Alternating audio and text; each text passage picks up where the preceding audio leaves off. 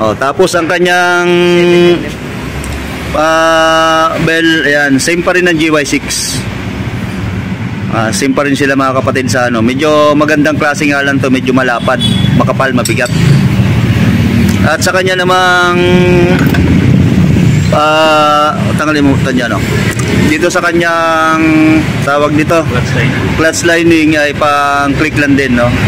So same pa rin sa mga GY6, maliban dito sa kanyang napakalapad na torque drive na kasing lapad yata ng NMAX. Pansinin nyo, yan, halos kasing lapad siya ng NMAX.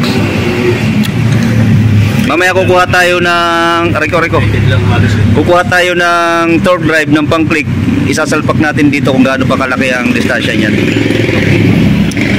Tingnan natin yung pulley, pati na ang pulley. Yan ang kanyang pulley naman. Oh, ito ang itsura ng kanyang pulley.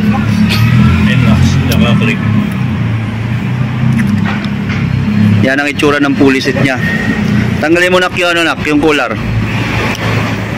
Oh, maliit, halos pang click lang din, pero mas maiksi yan sa pang click. Tapos ang laki ng kanyang ano, pulley. At ang kanyang bola, ayan ay natimbang na rin natin ito nung nakaraan.